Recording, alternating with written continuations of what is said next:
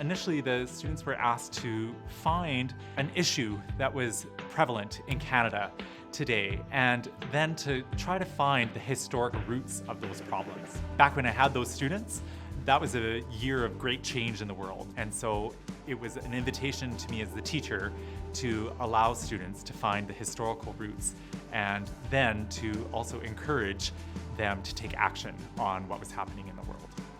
The project was to research and solve discrimination and just some issues in the world that should be solved. Some people in my class, they did Asian hate. Other kids, they did Black Lives Matter. And there were a couple others, but my group, we chose discrimination against the LGBTQ. We had to create a poster of each timeline and what we could research of what happened in each year for discrimination to LGBTQ people. It just made me see that LGBTQ people are getting a lot more discrimination than we think, and we need to stop that. So then we decided to do the rainbow crosswalk. The final aspect of the project was to create an art or action based on what they learned. And so that's where this rainbow crosswalk actually came from, was that this group of students looked at what they could do with their newfound knowledge. I thought it was a good idea, so the kids that walk in Homma that were part of the LGBTQ community could feel welcomed and comfortable.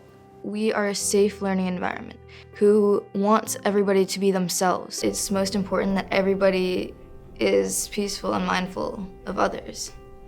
I thought it was really cool, so we asked our teacher if we could do it, and he said he'd ask the principal. So initially, the students proposed this rainbow crosswalk to me, and I helped them develop a more substantial proposal. And since they wanted it near school property, we had to go to the principal.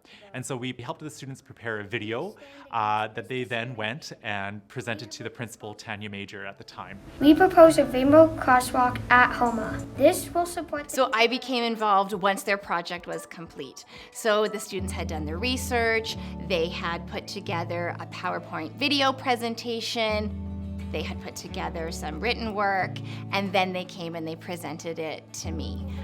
And it was so incredibly moving to see this group of students put something together that was so well thought out and so meaningful to our community that of course we supported it immediately. She was really happy about it. I could see tears in her eyes. And so was my teacher, Mr. Audio. He seemed really happy. And Tanya was so excited that she then said, let's make a proposal to the PAC. And then from there, Tanya really supported us going to the city and then beyond. We're very fortunate that we have a district that supports our student initiatives and projects that they bring forward. Without that support, it would have been more challenging to have this crosswalk be installed. The school district was really enthusiastic about it. We didn't have to say anything to them to convince or anything. We got a notice from the principal saying that, yeah, the rainbow crosswalk is gonna be painted soon, over the summer. I feel like it kind of shows people at the school and people outside when they're just walking past it, that you don't have to be afraid for who you are. You can be yourself whenever.